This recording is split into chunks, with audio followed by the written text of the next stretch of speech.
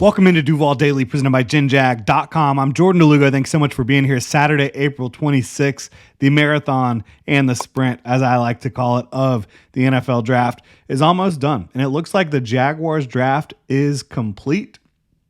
That would be unless they trade back in to the back end of the 7th round here. Looks like the Jaguars are done in the 2025 NFL draft. And what a wild ride it has been for this football team. Obviously, lots of trades on the first couple days of the draft, huge impact moves. Right now, we're going to focus more on just the 6th and 7th round picks. We've already talked about the 2 4th round picks for the Jaguars today at 104 and 107, Bashal Tutin and Jack Kaiser. You can go back and check that video out. Obviously, we've talked ad nauseum about the Travis Hunter trade for the Jaguars in the first round, landing the best player in the draft. And then on day 2, they traded back, landed Caleb Bransaw, traded back up after that, and landed Wyatt Milam, 88 and 89 overall. So we've talked about all that stuff. We will continue to talk about these prospects. It's going to continue to be a big topic. We're going to break down each of these guys individually, in depth, all that good stuff. But again, right now, focusing more on the 6th and 7th rounders. We'll do draft grades tomorrow. Again, lots of draft coverage coming up. But for right now, focusing on these 6th and 7th round picks that have taken place since we last talked. And so 2 6th round picks, 2 7th round picks. First of the 6th round picks, Jaylen McCloud out of Auburn, a productive edge rusher, right? A guy that was able to rack up some sacks, a lot of pressures, effective edge rusher, undersized, right? But also played a good amount of off-ball linebacker at Auburn. So this is the type of guy, versatile, undersized, came in at the combine about 240 pounds, was listed less than that in the 230s. On the ball, or on the line of scrimmage, and off the ball. This is the type of guy you're getting, somebody who can do both. He can run. He's got a nice little bag of pass rush moves as well. He's not like a one-trick pony out there as a pass rusher. He's lined up in a 4-point stance. He's lined up in a 3-point stance. He's lined up in a 2-point stance, all in the line of scrimmage, and then again off ball. So kind of one of those guys you would look at like some of the Minnesota Vikings, Miami Dolphins players under Brian Flores, potentially. Somebody who can play off ball, can be a stack backer, but also can rush the passer as well, has that sort of versatility. Maybe Anthony Campanile, who obviously comes from that type of background, is going to be looking for that type of player. That's part of it potentially, but I also think you have a lot of special teams experience, and I have not heard James Gladstone and Liam Cohen, those guys, talk about these picks yet, so this is just what I'm understanding based on my evaluations of these players. We'll dive deeper into them. We'll get the information from, obviously, James Gladstone, Liam Cohen, and everyone else, but to me, McLeod looks like another guy that's extremely versatile, right? Travis Hunter, maybe the most versatile player in the draft. Caleb Bransaw played outside corner, played nickel, safety as well. The Jaguars are projecting him. Wyatt Milam played tackle. He's projected to play inside at guard. Bashal Tutin, running back, has receiving chops. Also a really good kick returner, right? Somebody who scored 2 kick return touchdowns in 2023. Jack Kaiser has versatility as both a linebacker and special teamer. Jaylen McCloud, I think that he fits that mold as well. And another guy who talks about, how he studies his opponents. He says, if you're not studying tape, if you're not studying your opponents and figuring out how to defeat them, you're kind of not trying. So you love to hear that from Jaylen McCloud. Obviously someone they feel is going to be intangibly rich. Jaylen McCloud is. And I'm just making sure the Jaguars haven't done anything wild here to kind of set this thing off here. And it doesn't look like they've made any moves, so we can continue on here. With the second 6th round pick the Jaguars had, Rayuan Lane, and I'm not sure exactly how to pronounce that name. Hopefully that's correct. Out of Navy. Not every day that you get a Navy draft pick for your football team, right? But he's a fluid athlete, a safety out of Navy.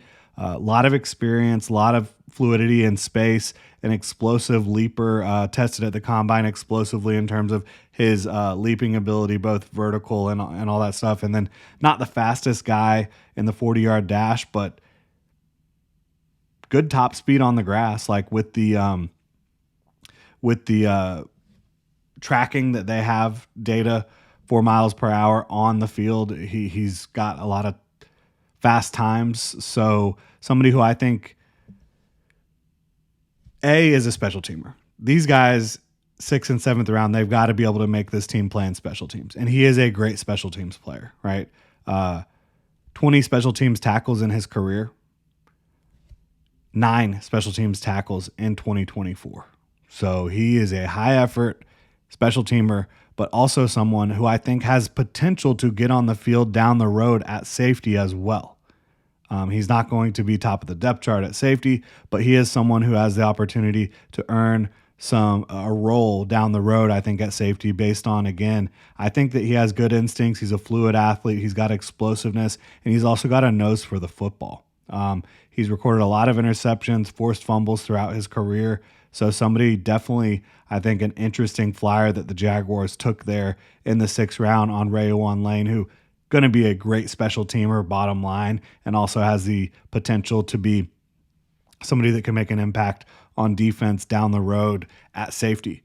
And then you get to the 7th round. Really interesting picks. Couple guys that you saw at the Senior Bowl. Jonah Monheim out of USC. Of course, you know Tony Baselli loves taking an offensive lineman from USC. But Jonah Monheim, he played a lot of his career, started at left tackle for the Trojans.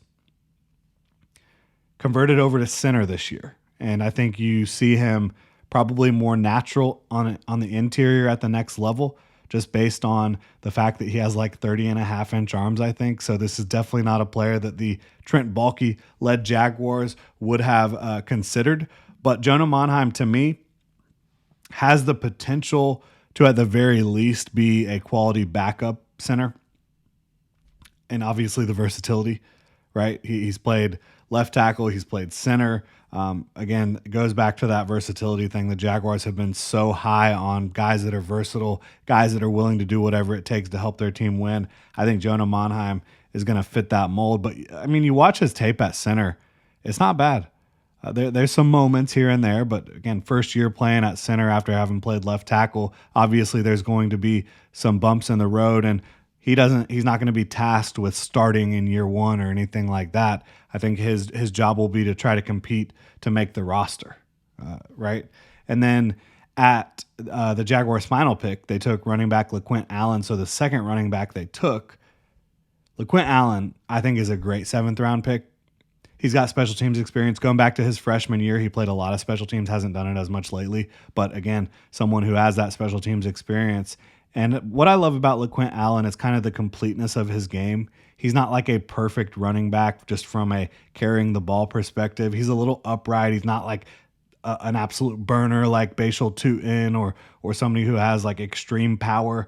But I think he has enough athleticism, speed, instincts, and contact balance and creativity, plus a really good pass protector, plus somebody who gets the job done in the receiving department.